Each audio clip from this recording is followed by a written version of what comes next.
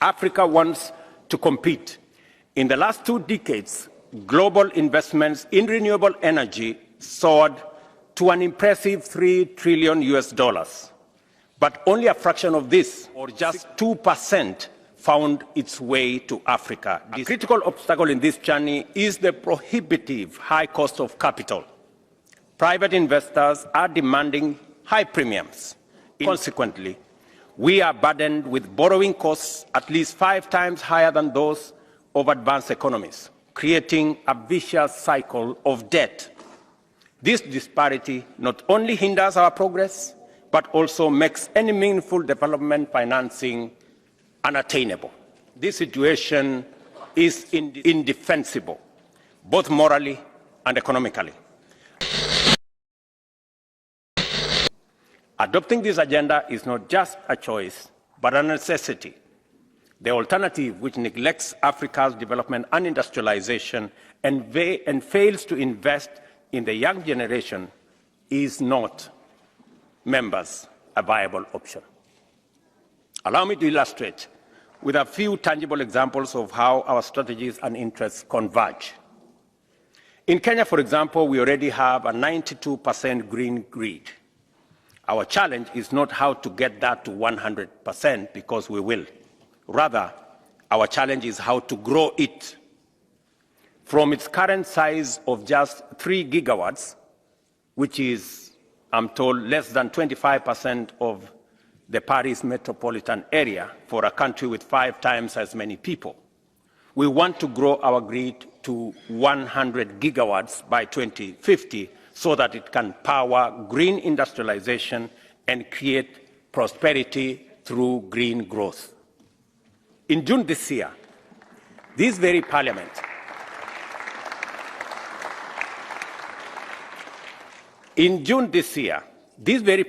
adopted legislation to create the enabling environment for the domestic production of 10 million tons of green hydrogen by 2030 and the import of a similar amount in order to green EU's industry. African countries are recognized as potential producers of this green hydrogen, and we welcome the collaboration. In the last 2 decades, global investments in renewable energy soared to an impressive $3 trillion. But only a fraction of this, $60 billion, or just 2%, found its way to Africa, despite our enormous potential and urgent energy needs. A critical obstacle in this journey is the prohibitive high cost of capital. Private investors are demanding high premiums, in great part on perceived risks. Consequently, we are burdened with borrowing costs at least 5 times higher than those of advanced economies, creating a vicious cycle of debt. This disparity not only hinders our progress, but also makes any meaningful development financing unattainable. This situation is indefensible, both morally and economically, and changing it is possible. Changing it is possible, but it requires our collective will and resourcefulness. Above all, it requires new forms of cooperation that are based on mutually beneficial strategies.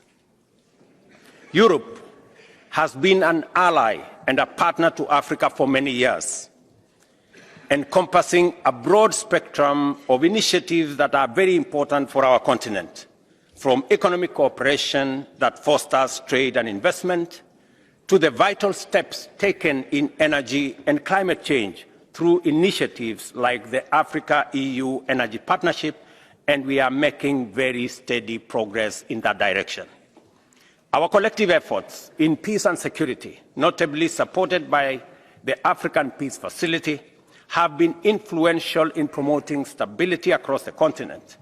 In education and research, programs like Erasmus+ have opened new horizons for our youth, while joint efforts in health have underscored the importance of robust health systems.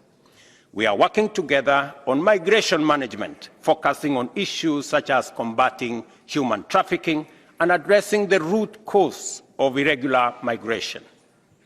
And initiatives such as the Global Gateway have the possibility to open new avenues for cooperation.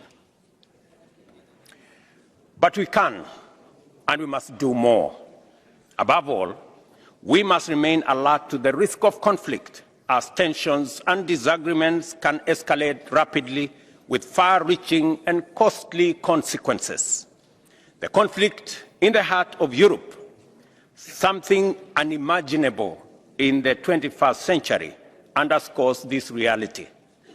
In the face of such challenges, the role of Kenya as a stable democracy and an anchor state for peace and security in the region becomes increasingly significant.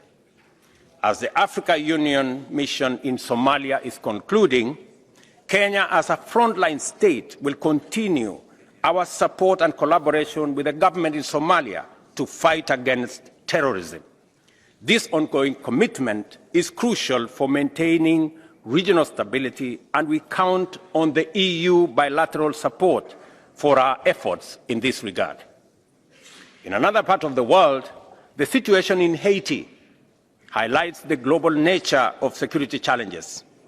Grounded in United Nations resolutions, multinational security support mission will need some 5,000 men and women to address the challenge posed by armed gangs, estimated to be around 9,000. Currently, about 8 countries, including Kenya, are willing to contribute their forces to Haiti, but there is a clear need for assurance of international support. The support from the EU will be instrumental in bolstering the initiative, providing the necessary resources, including legitimacy. Madam President, members of this great august House, fostering long-term peace and stability goes hand in hand with building sustainable economic foundations. And Africa is mapping out the road for green industrialization and prosperity, so that it can play its rightful role in shaping a better future for all. In this endeavor, the partnership with Europe and Africa must embody a reciprocal relationship grounded in shared objectives and cooperative effort. This synergy has the power to drive transformative results for both continents. Concrete actionable